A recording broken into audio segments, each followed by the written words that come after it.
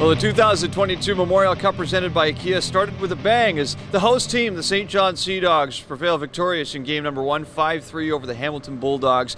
Victor Finley with Kevin Shore here from TSN, ready and set for game number 2 now today. Another QMJHL team in action.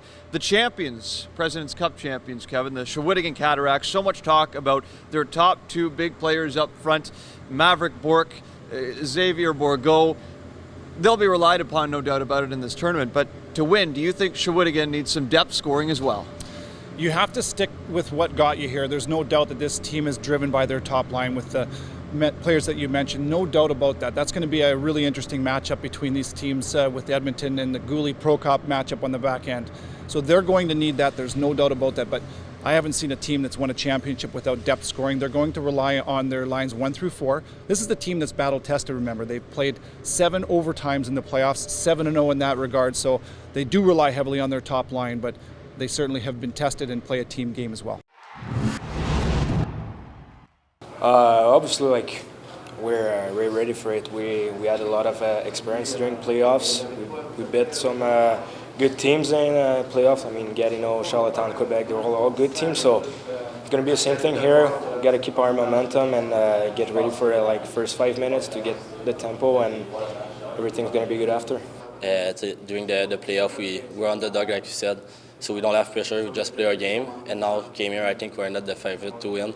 We're just gonna play our game, be physical, and play with energy like we used to do during the playoff. And we'll see what we have to do.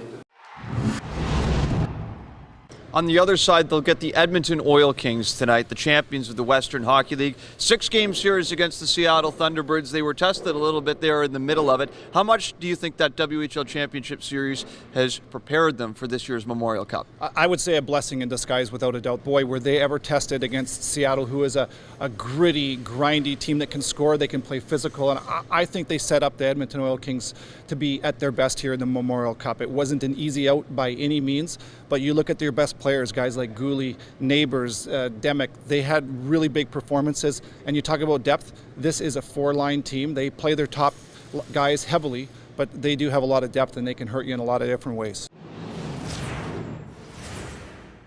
Well, again, I think a lot of it will be our matchups with our D. I think it's going to be a game where it's a feeling out process, probably the first 5-10 minutes.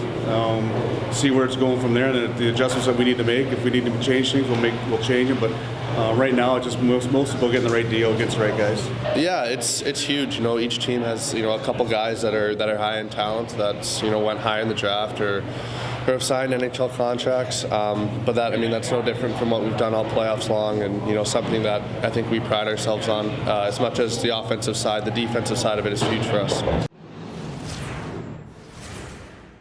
The last time Edmonton played a QMJHL team at the Memorial Cup was in 2014, the longest game in the history of the tournament when Curtis Lazar scored in triple overtime.